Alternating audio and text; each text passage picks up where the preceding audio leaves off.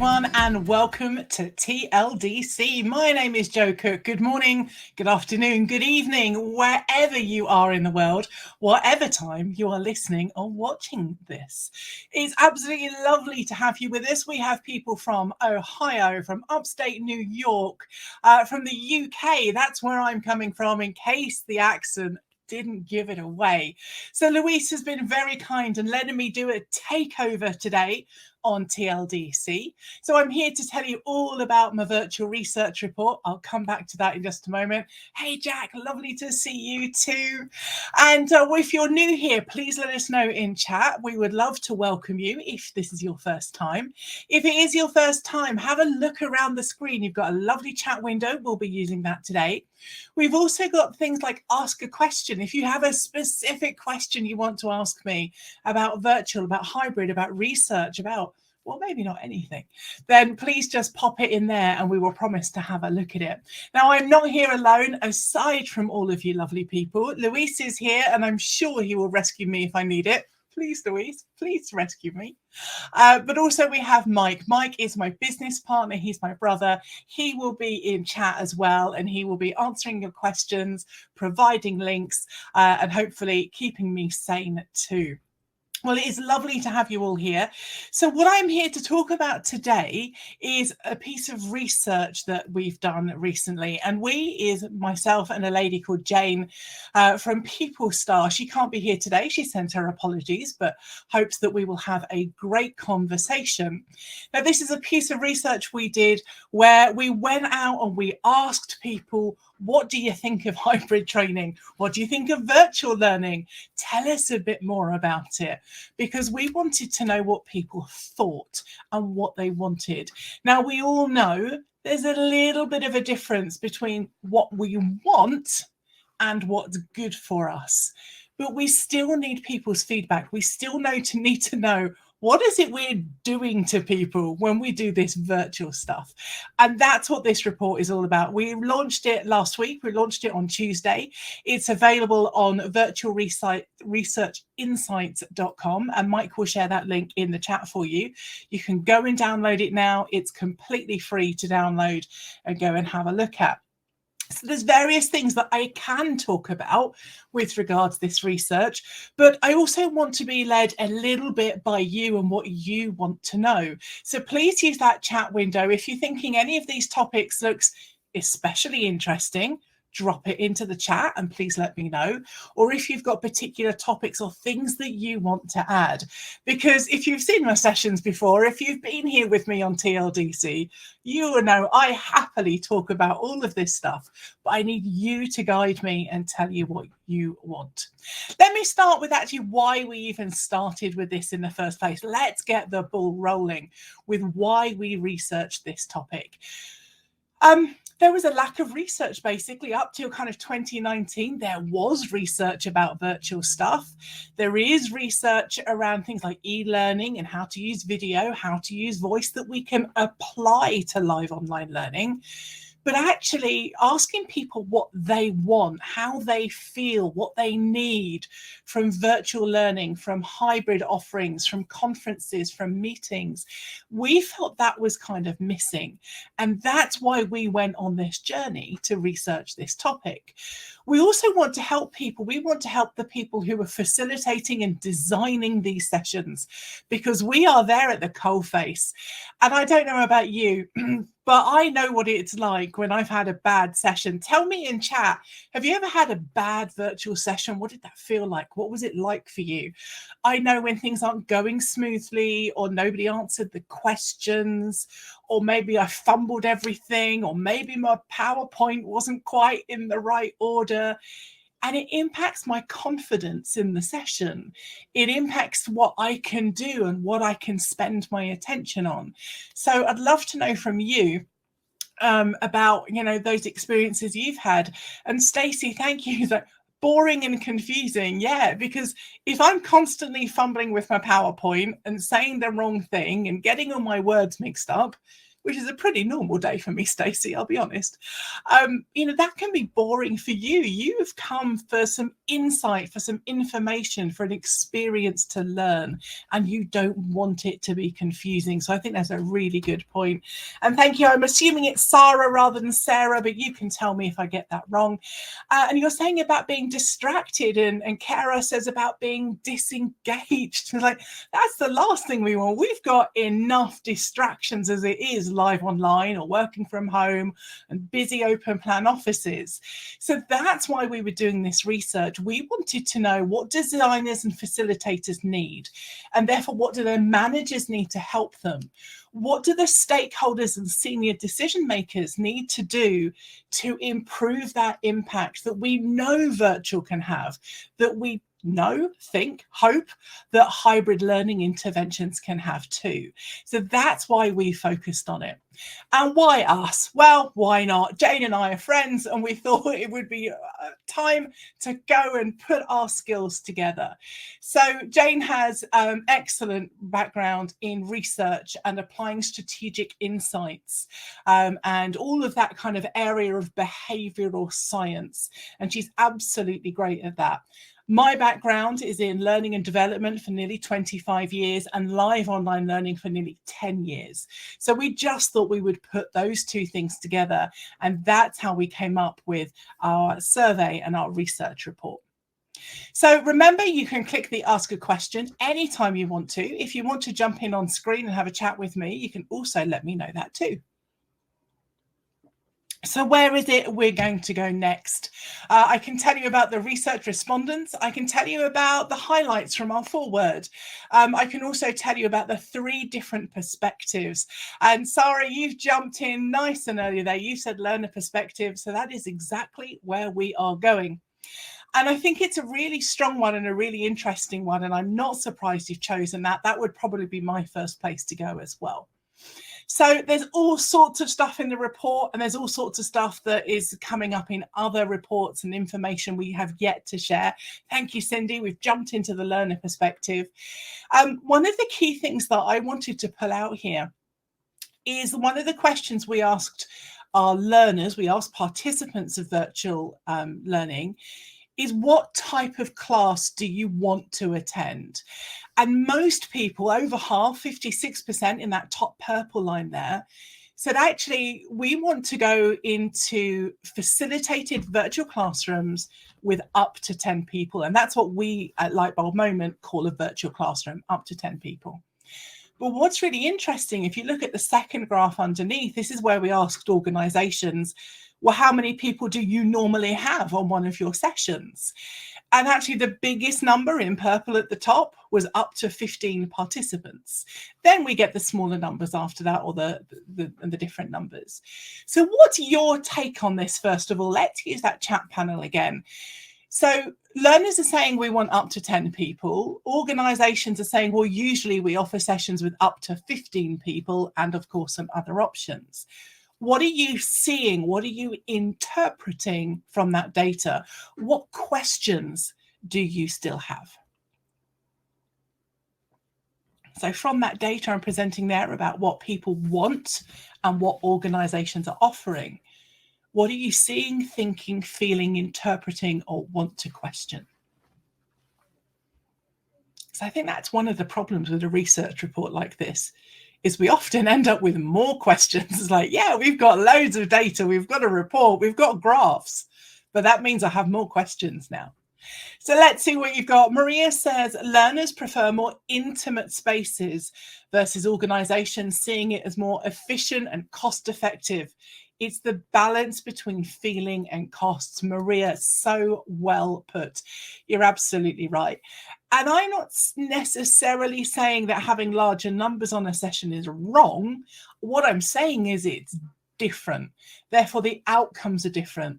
The design is different. If you've got 20 people versus 8 people, if you've got 200 people versus 20 people, the way you design your session, the way you facilitate it, and certainly the outcomes will be different. So it is about using the right tool for the job, being efficient and cost effective where we can be, but also knowing that if we want real behavioral change, then actually maybe we need to look at investing a little bit more time in this. Cindy says, I'm not surprised at the outcome. Oh, Cindy, I wish I could make you surprised about this outcome. Cindy says, people want to be able to participate, and with 10 people, that's easier. You're right, Cindy. And I'm sure I'm not the only one here that's facilitated sessions with 20, 30, 50 people and sessions with 6, 8 or 10. And the feeling of intimacy you get is so different. Thank you, Cindy. And Cara says, peer learning has historically been one of the best modes of education and learning.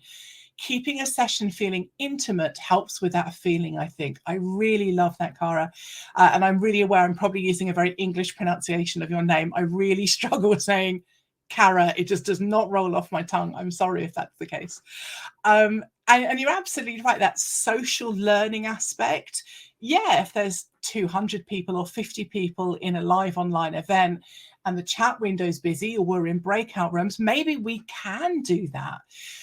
But you're absolutely right, with a smaller gathering of people, and we're in that kind of medium kind of range here today, we can have a much better quality conversation through the chat panel.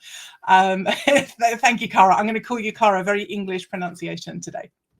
So Mike has also chimed in and he says, we really feel the difference on our own sessions when we've got 3 to 10 people compared to 15 to 20, because me as a facilitator, I can concentrate on individuals more. You remember those 8 or 10 people and the way you've interacted with them much easier than you might do kind of the 15 or 20 people. And Jack says it's definitely more challenging to hear from everyone and to encourage participation when there are too many people. You're absolutely right, Jack. And I call this kind of broad brushstroke because, you know, if you've got 20 people, 50 or more, there's no way I can come away from that and A, list all 20 or 50 people, and B, have had enough interaction and feedback to know that I've made some kind of impact and to get something from them. And Louise says, this is so intriguing. For the TLDC's larger events, 200-person sessions are great, but I feel like when we break out to the small tables, that's where the impact happens. And you're absolutely right, Louise. And again, this isn't about right and wrong.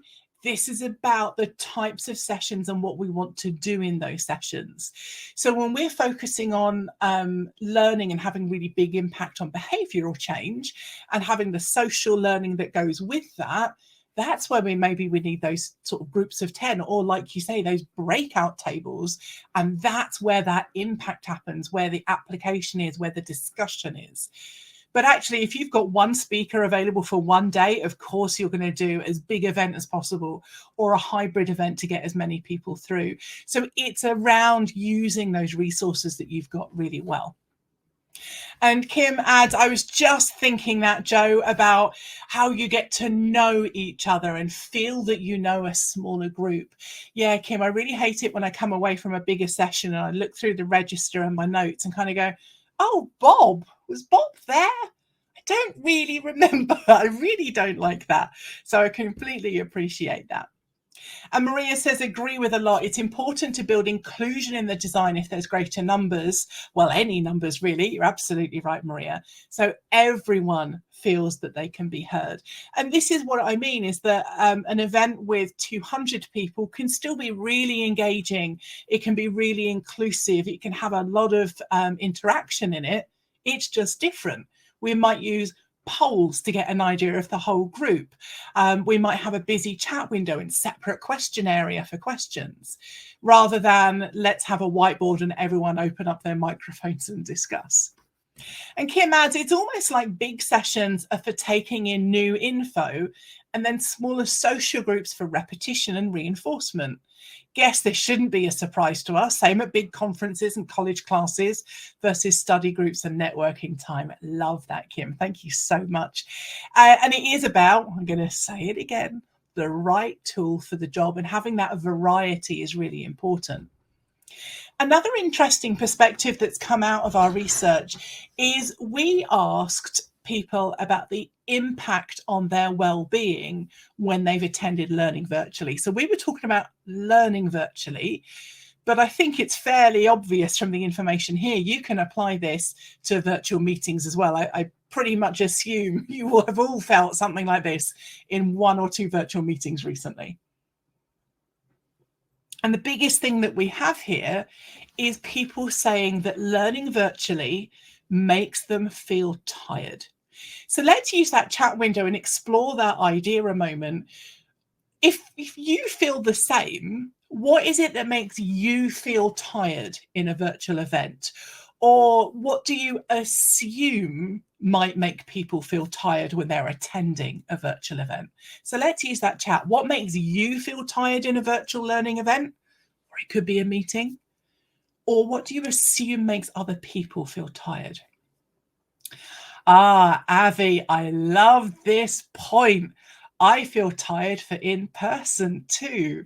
And I think that is such an important point. We spend some time in our training sessions actually, we've got time for what I call the rose tinted glasses section, where I'm kind of pointing out, yeah, okay, we've got problems with tech, or we've got challenges with this, or whatever it might be live online. But do you know what? We had those problems in person as well. Maybe it wasn't the internet, maybe it was the projector screen, but we still had them. And it's really easy to look back to 2019, pre-COVID pandemic, and kind of go, in person was perfect and we never had any problems. So Avi, I love that you have said that. Tracy says, tired depending on the time commitment and if expectation of being on video for the whole time. Oh, there's a whole webcam discussion in there, Tracy. You're absolutely right. I feel it right now because I have to look into the webcam for eye contact, even though I know I'm probably only a tiny bit on your screen and we're focusing on the PowerPoint at the moment. Maria says it's inactivity, and that will bring up another point that we've got later on. Great point, Maria. And Sarah says, I feel more tired in person than remote. Sarah, please tell us a little bit more in chat about why that is. Or if you want to come on screen and chat through it, you're more than welcome to. You can just let me know.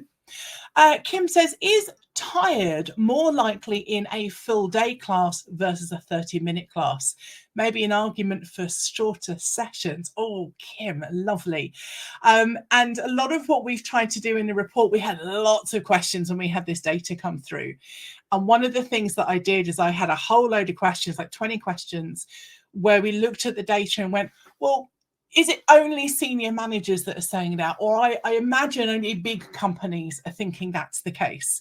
And when we sliced and diced the data, sometimes there wasn't always that much difference. My instinct is it probably would be different for a 30-minute class rather than all day, Kim. You're absolutely right. But I know from my experience of running all-day events, like a hybrid conference, a live online conference, a virtual unconference, is that actually when people are engaged and interactive, they're maybe not so tired, or it's kind of good tired, it's active tired. And Maria makes a great point. It's too much focus on the screen. And sometimes I just want to close my eyes or look out the window.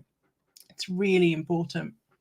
Cindy makes a fantastic point about the tiredness feeling coming from cognitive load.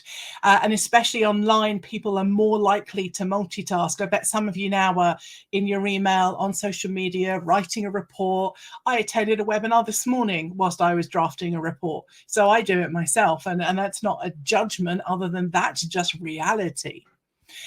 Louise says, I get frustrated when I feel like I'm being talked at versus talked to, and I start to tune out when that happens. Love that, Louise. Yeah, it just goes on the second screen. It's talk radio. I tune in and out as I want to.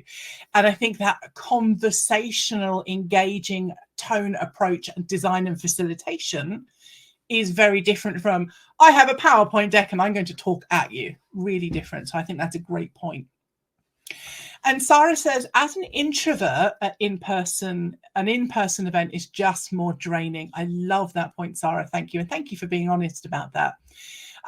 It might come as no surprise. I'm slightly more on the extroverted scheme of things than introverted. I have my moments.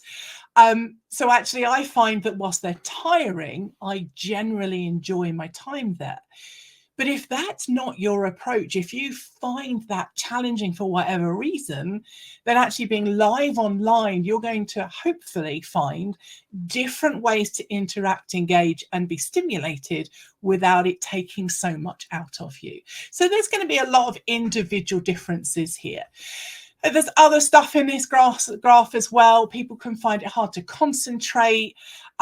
People are frustrated with technical problems, of course.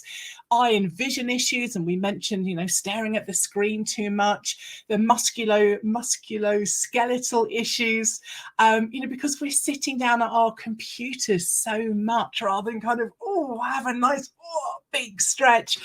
Hi, Jane, welcome to the session. So there's lots of things here, and you're absolutely right, Cara. It is so rough to sit on the body, to sit all the time. So a lot of advice for facilitators is stand up and deliver if you can put your monitor and everything on a box or a sit-stand desk. But we should be kind of having that set up for our attendees as well. But that's kind of a big other topic. So kind of going on to this point about what learners like and what learners don't like, we have some information here as well. What learners don't like include things like, when the sound is poor quality, of course. An interesting one, when other attendees don't know how to use the platform. When you've always got that one person where you're saying, no, Bob, click on that. You should be able to, no, there's a button and, Bob. And you feel like you're taking 10 minutes just to get Bob to click on one thing. So that can be a little bit challenging and frustrating. And obviously connectivity is an issue. For a lot of us in the Western world, we've got great broadband and good electrical supply, but that's not always the case. If you live rurally, that might not be the case. If you're sharing the internet in a big house with 7 other people working from home all on Wi-Fi, that's going to be a challenge. If you live in South Africa and you have load shedding and the electricity goes off, well, all of those things make a really big impact. And Jack's saying, I feel the crappy rural internet deeply. I'm so sorry, Jack.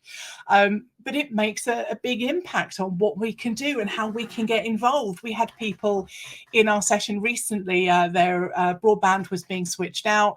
They were running on their mobile phone hotspot, which was brilliant. They had the connectivity, but they couldn't talk and have their webcam on. And back to the point we had previously about webcams, it was so interesting. They were so apologetic that they couldn't turn their webcam on. And Mike and I were like, we're cool. Until 2020, we delivered all of our training with no webcams. We're fine with it. Just relax. It's okay. But there's been a big change recently. And speaking of big changes, things that learners don't like is when the design is not being updated for virtual delivery. In the chat, can you let me know, please, what kind of things need to be updated for a design of a session to work virtually? So let me know what you think in chat, please. And remember, you can ask a question anytime.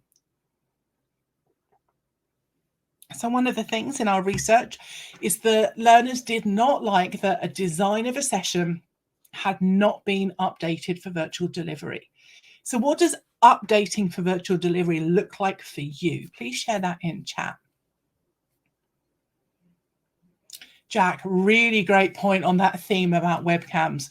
One thing I think is that that's a big if from Jack, the organizational facilitator require everyone to have video on, it needs to be communicated. I love that, because guess what today, I've put on a nice top, I've done my face and my hair and all of that stuff. I've got a tidy background, I've got my lighting on. That is not how I normally work. Mike will tell you, my hair is normally in a ponytail. I have a jumper on. The lighting's not so good, let alone anything else. So it's really important we don't foist this upon people when they aren't prepared for it.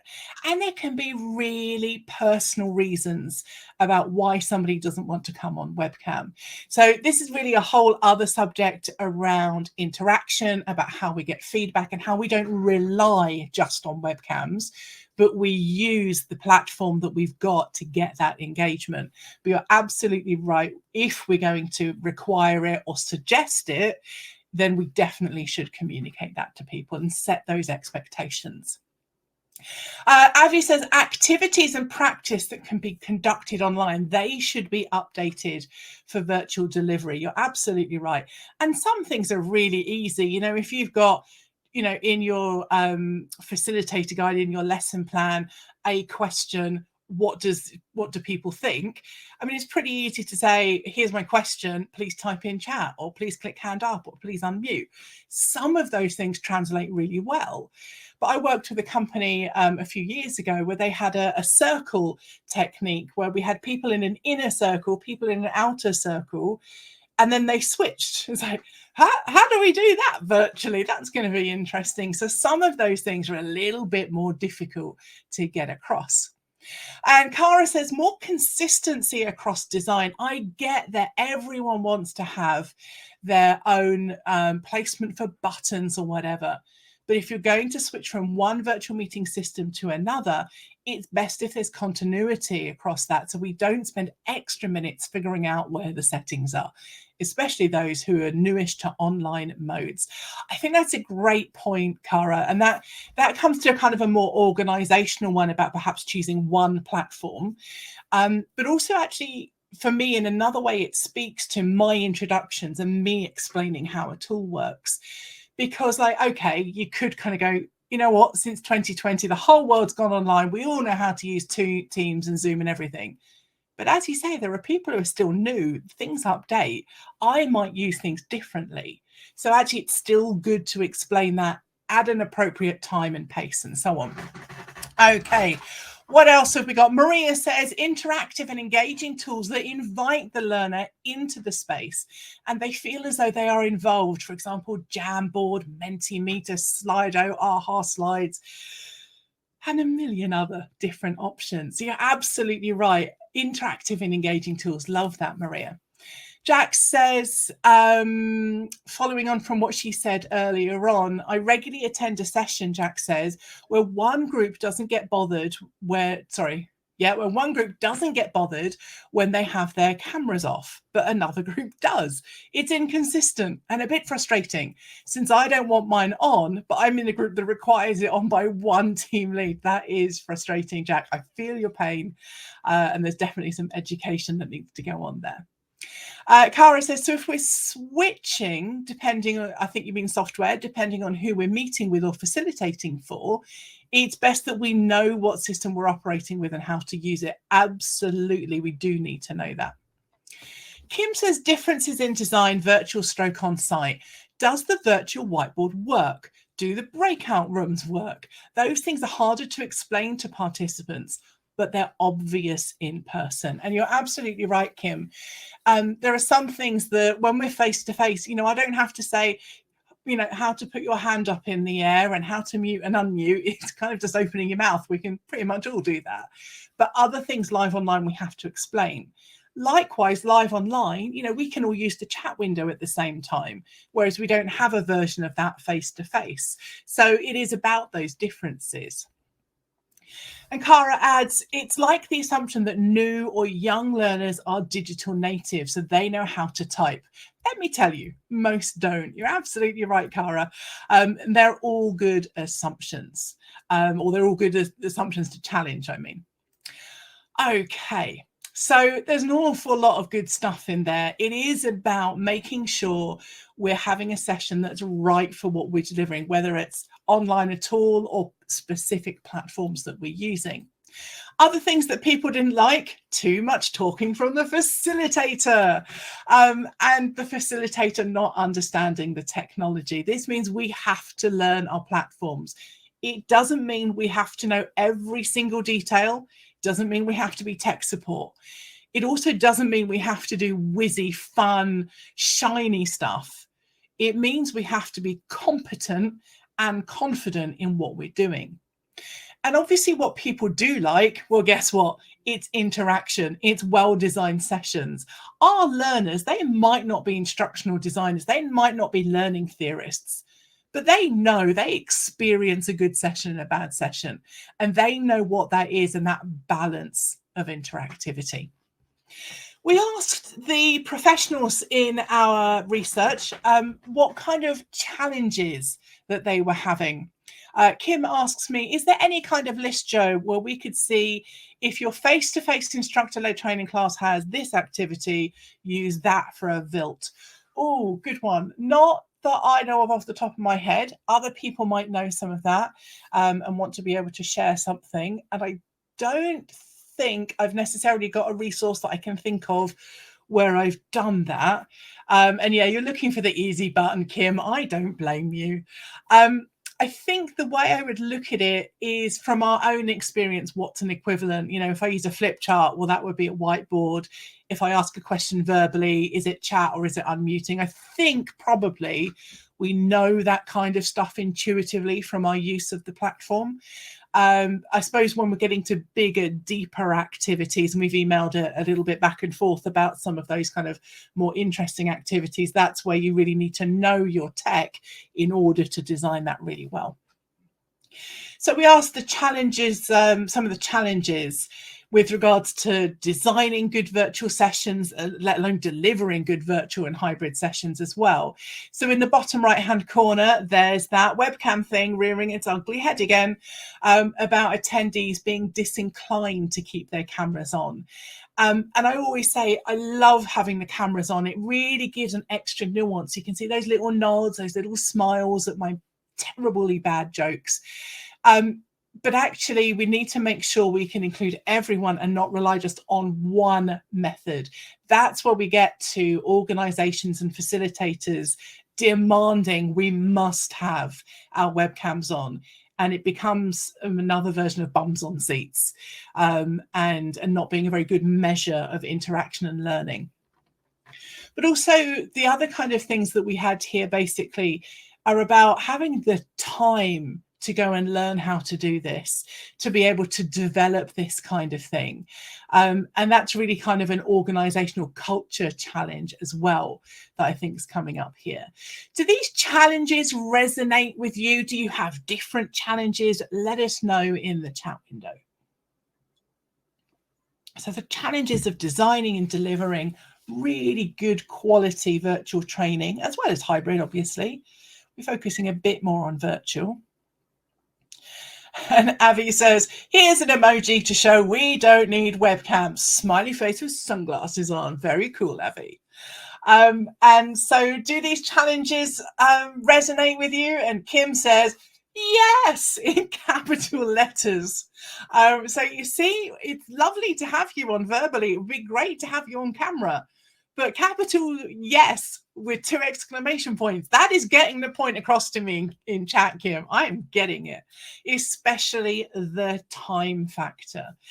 Jack says something else to consider is the accessibility for video or blind and visually impaired persons. And also we can include hearing impaired, colorblind, cognitively impaired. You know, how big do we want to get on this? And what do we do differently?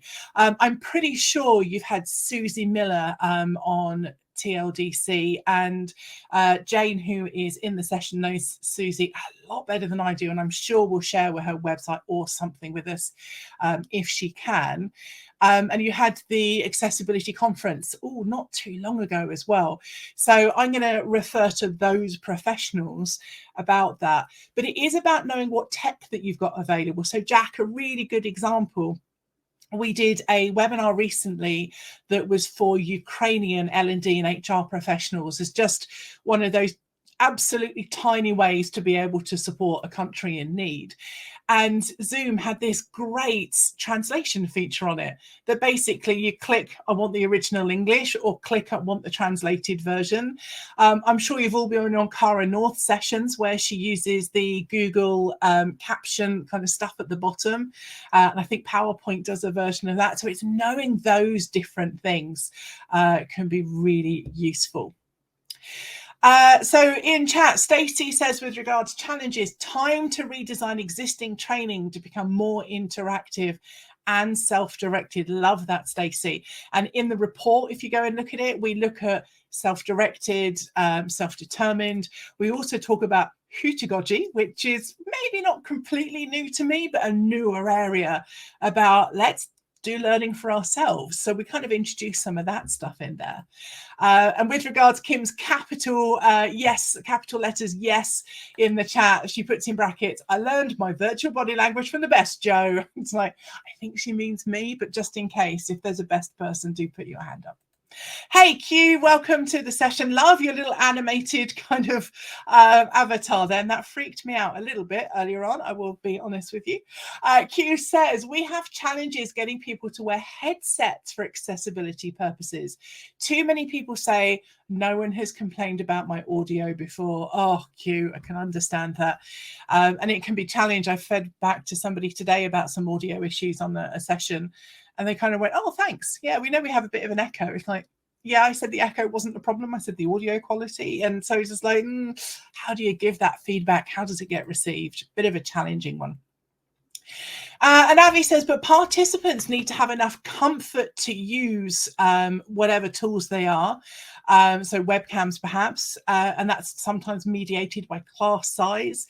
So yeah, I think when we're thinking of like 50 people on webcam, if that's the route you were taking, Avi, you know, I think a lot of people, if we think maybe lecturers in academia, they're used to seeing 50, 200 people in front of them, and they want that experience and that feedback. That's a bit different with smaller sessions, but I think that's part of that kind of thing. So Jane, thank you so much for sharing Susie Miller's information on elahub.net/book. That is really, really cool of you. She knows much more about this stuff than I do. So that was the learner perspective that we spent 4 hours exploring. Thank you very much for that. I obviously have some other things that we can explore as part of our research. Where do we want to go next? In the chat window, let me know where we want to go next. And Avi, thank you for clarifying. When Avi said participants need to have enough comfort to use them, he was referring specifically more to emojis and those other feedback areas, but also he said the same does, or she says the same does apply to webcams. Sorry, I assumed a pronoun there, Avi. We've got some different people coming in with different options now. I'm going to go with the one that gets the most. So we've got 3 options on the table at the moment. Right, get to dessert recommendations. I hear you. We got 2 votes for that. We can come back to the other stuff, I promise. Okay, recommendations. Get straight to the good stuff: the sugar, the caramel, the syrup, and the chocolate. So one of the things that we've got in, and this is in the report, it's there and ready to download, that we hope will help individuals, teams, and also organizations, is this journey map. And I'm not going to go through every single detail on here, but it's your fairly typical 4 steps. Are you a basic, intermediate, advanced, or master level of what you're doing? And what we've got as a key there, and this relates to some other stuff that we've got in the report around strategic direction, design, delivery, and technology. And what we're saying, if you're at a basic stage, either as an individual or as an organization, that your strategic your strategic direction with regards to your virtual and hybrid learning is a bit unclear. It's like, well, why are we doing it? Is it just because we went through COVID, or what's going on there? Is it just to save costs? And whereas if you're at master level, there is absolutely clear advocacy on why you are doing this, what the results are, and how it helps your clients, your staff, the bottom line, and so on. And what we've also got in here are some tips and thoughts about, well, how do you move between these stages? So what do you need to do? What feedback do you need? And so on. And Kim says, I love this slide. So much good stuff. Thank you, Kim. And we're really hoping this is the kind of thing that you can look at as an individual and go, well, I feel like I'm doing X, but I know my team isn't. Or I know that the team I'm working within could do with a bit more human focus that's in stage 3, for example. So I can talk more about any of those things if you've got questions on it. I'm going to step on, but I can always come back to this if you come up with some questions or some thoughts in chat. We've also got various models in, again, in the report, which you can go and have a look at, and for different people to think about. So they all have the same axes around human connection and collaboration at the top, which is what we're aiming for, as opposed to being purely focused on I must get my content presented at people, which Luis mentioned earlier on. And on the right, actually advocating for appropriate technology where it is the right tool for the job, as I mentioned, versus kind of facilitators and learners kind of go, oh, I don't want to do that, and being forced into it. And what we're kind of obviously kind of really looking for is to be in the top right-hand quadrant. And this model here is for decision makers. And it's saying, well, actually, there's evidence-led learning events, and it's actually part of the culture. Because I think one of the things that I see so much from clients we work with, conferences I go to, conversations that we have in events like this one or on the Slack group, are actually being limited by the organizational culture and the decision making made there. So that's why we've got this kind of model to try and help everyone think about, well, what's the negative impact and where could we get to? We also have one for facilitators. So if we look at the bottom left-hand corner, we're looking at this lift and shift, which you've probably heard a lot of over the last couple of years. And this idea of, just as Louise said earlier on, like talking at people rather than, you know, like with them and engaging them in a conversation.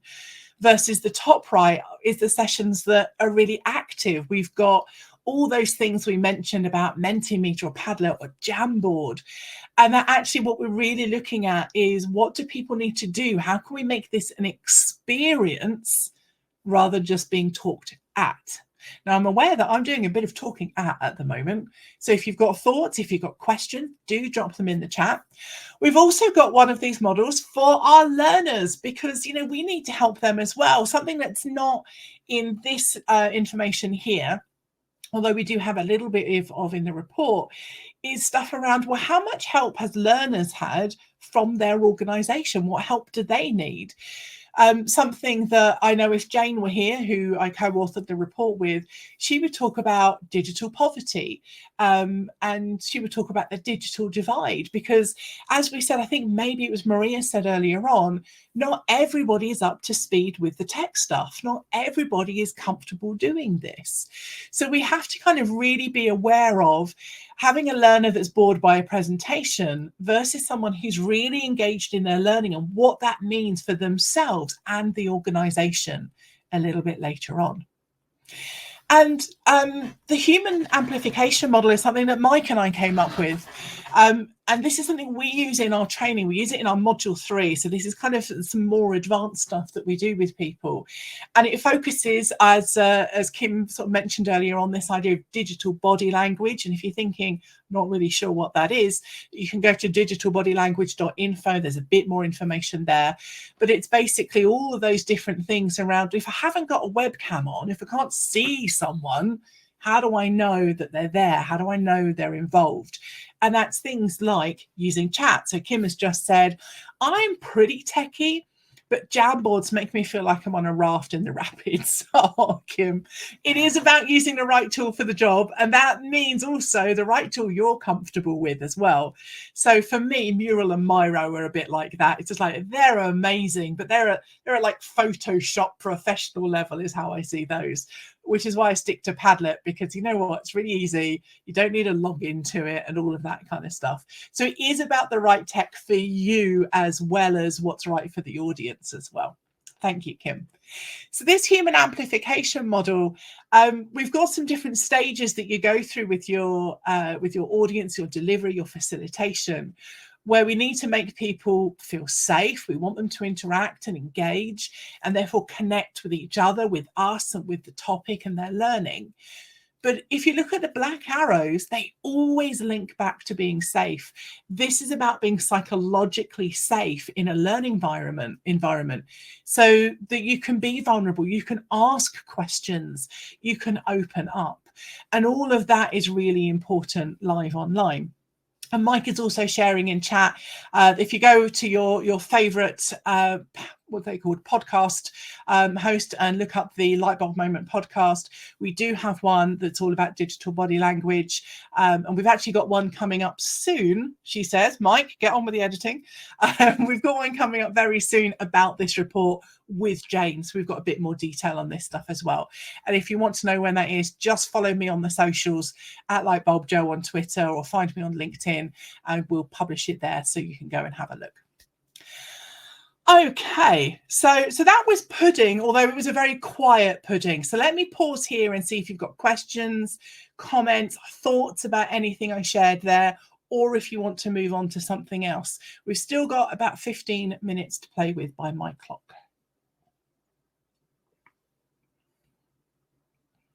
So let me know in the chat, thoughts, comments, or challenges on any of those recommendations. And Mike is telling me the executive summary's got some good information in it, Joe, so I could jump there. Seeing as he is my producer and he's saying hint, hint, then maybe I should jump to the executive summary and take some advice from someone. Okay, now this is a really interesting one. I know Mike picked this up from the report, and we talk about this in the podcast that he says is going live later on this week.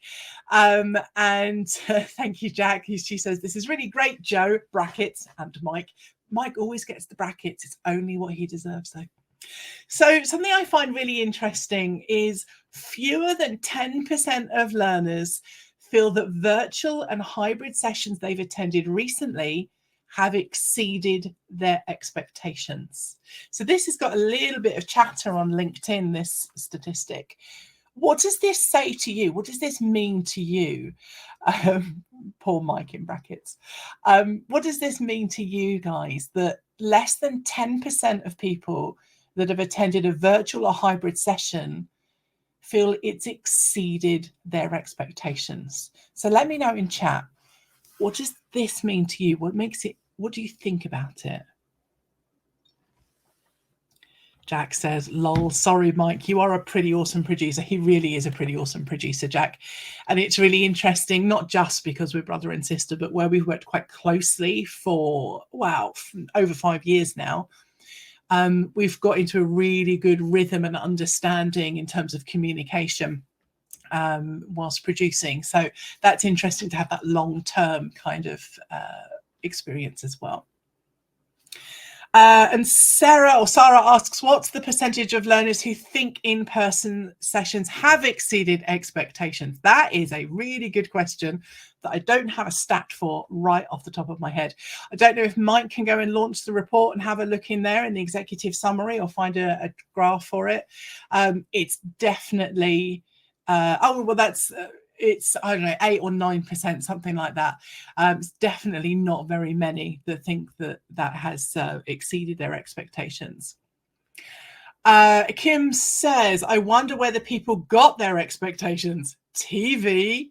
And it's just like, yeah, okay. And actually, that's a really interesting thing Mike and I discussed, I think on this podcast. He will tell me otherwise. Is that, if we're used to really interactive stuff, if we're used to our TV watching has a new scene every 2 seconds or whatever it is, the social media generation where, the narrative is there's no attention span, has that had an impact on things, which I think is really interesting. Stacey says that this stat makes her think that we need to rethink virtual sessions. Oh, this is interesting. Where is this going, Stacey?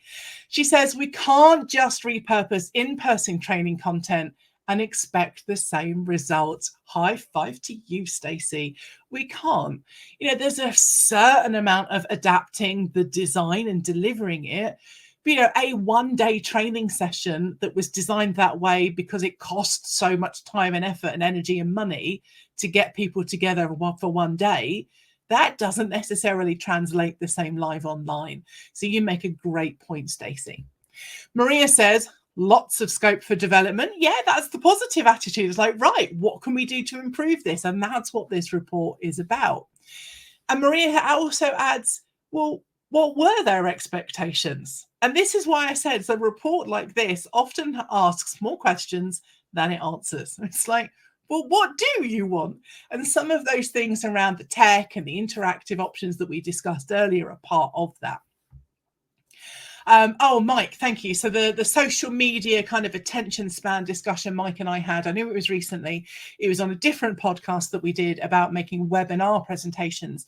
That was a really weird pronunciation, webinar, about making webinar presentations engaging. And he's put a link in there that you can go and find for the Lightbulb Moment podcast. Okay. And Mike also responds to Maria's question about what were their expectations, saying that this worries him because often attendees already have low expectations of virtual sessions. Well, that's another interesting take on that. It's like, well, if you didn't think it was going to be very good and it didn't exceed your expectations, I mean, what sessions are you attending? Kim says, more research needs to be done. Quotes, that means you did a right proper job, Joe. That's what researchers always say. Well, I will take that one, Kim. We do have the survey open for next year already, so people can go and have a say on that. We've got some new fresh questions in there. Also in the executive summary, we have stuff around the technology barrier that we kind of talked a little bit earlier on about what learners don't like and don't like, and about sessions not being updated for virtual delivery kind of was in there as well that we have discussed a little bit of. So we've gone through some stuff there. What I think I might end on in the last kind of 5-10 minutes is the hybrid perspective. And I'm actually just writing another report about that we'll be releasing soon, about a journey that I took with a lady called Laura Overton to design and host a hybrid conference that got amazing feedback. So that will be out soon. One of the things that we asked people was, what type of events do you offer? The largest section was webinars with 67%. After that was virtual classrooms. Then we get to conferences and so on. Hybrid was just 13% of people saying, yes, we offer hybrid learning events. That might be interesting next year to kind of go, well, has that changed to 15 or 20 or 50%? I have no idea what that's going to change to, but that's a kind of a point in the time. We also ask people around kind of when we're thinking about designing and hosting a hybrid event, how is that different or not to a virtual event? And a couple of the responses we got were really interesting. And I'd be interested to know in your thoughts in chat as well. Maybe you've done some hybrid stuff. Maybe you've attended some hybrid stuff. Maybe you've avoided it completely. Let us know in chat. But some of the responses we got was that management buy-in is kind of crucial, obviously. And their understanding of jargon. And I think we've probably all had this experience to some degree, or seen somebody comment that, you know, my manager heard about insert new jargon here or new tech here, and now we're doing it. And it's not really a good strategy behind that.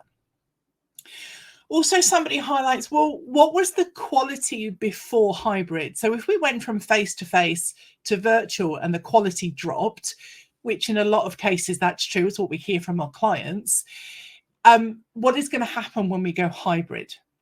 And I really love this last point, is that all trainers need to be great virtual trainers before we can tackle hybrid. And that's because hybrid is a digital first event that has two audiences, that it has the virtual audience and it has the in-person audience. And there can be all sorts of subsets of that as well. It's not a physical event with a virtual thing on the side of it. They are two different things.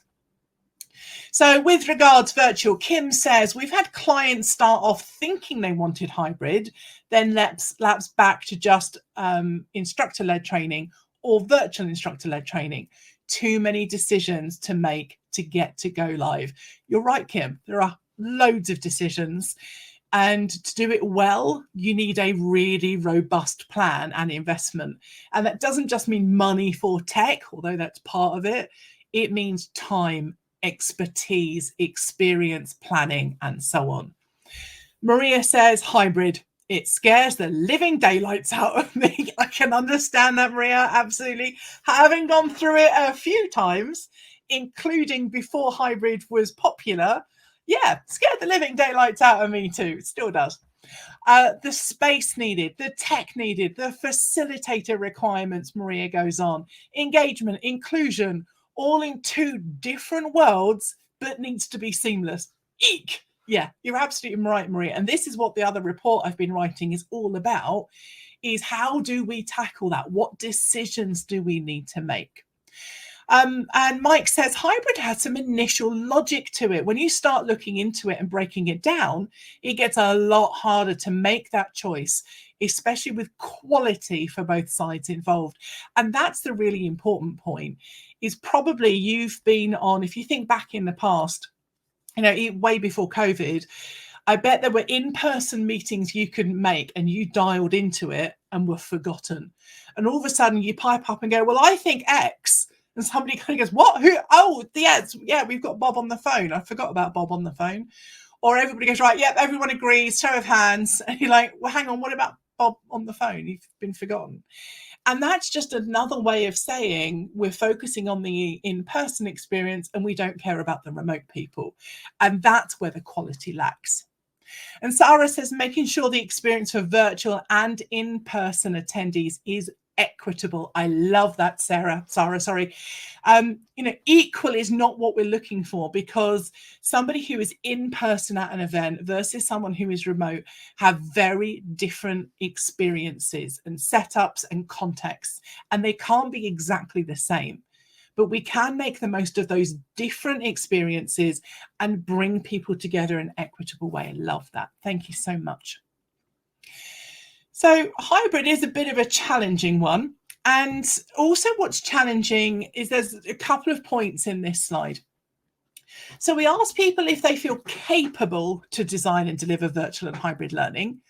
And we also asked them if they felt confident to do that. And these are kind of two different things. And the results are quite different here as well. You could look at this in a positive way and go, okay, that's cool. Well, maybe people are capable at what they know they can do, but actually let me rephrase that, sorry. Maybe people are confident about what they know they can do, but they feel less capable because they know there's more to learn. That's a kind of positive spin on this. The other spin on this is the Dunning-Kruger effect, which is the conscious incompetence. We don't know what we don't know. We think we're doing great until somebody tells us otherwise. And what we're doing in the 2023 version of the survey is we're splitting out these questions a bit more. So we can say, well, is it you're good with virtual but not hybrid? Is it good you're good with design but not delivery? And find out a bit more detail. And Kim says, yeah, I was thinking of Dunning-Kruger. Yeah, kind of an interesting one. So let me kind of share with you kind of, oh, Tracy, thank you very much. And yes, hopefully you'll get your email. If you don't, drop me a message and I will sort that out for you. So please go along to the website. As I said, it's a free download. Go and have a look at the report and share it with however you want. Let us, tag us on LinkedIn or Twitter if you want to talk about it a bit more and share some stuff. You're more than welcome to. Also on our website and in the report, there is a link to the survey for the new report, which is open. So we will be releasing a new one of these next year. As I said, we've got new questions, new takes and thoughts that we've had from the discussions we've had and so on. And of course, we'll want to compare and contrast and go, well, what's changed in a year? This will be kind of really interesting. So please do that. And obviously, please get in contact anytime you like to ask me any questions. This is something I'm passionate about. So you can find me on Twitter. You can find me on LinkedIn. You can email joe@lightbulbmoment.info. We also have a community you can go and join, lightbulbmoment.community. You can have a look at all the free resources we've got there, or you can go and ask questions on there too. Maria says, great report, Joe and team, and a fab interactive session bringing it to life. That's what we do, Maria. Look forward to more. Hopefully I'll do that some more soon. And Kim says, this is wonderful, Joe. Over time, you're going to discover that will help so many of us. That is really what we're hoping, Kim. Thank you so much. So thank you so much for all of your lovely comments. Of course, thank you to Louise, who has let me take over and relinquish the hot seat for an hour, which was very lovely of you, Louise, and very trusting of you. So thank you very much, everybody. And I definitely hope to see you all soon. Thank you very much and keep safe.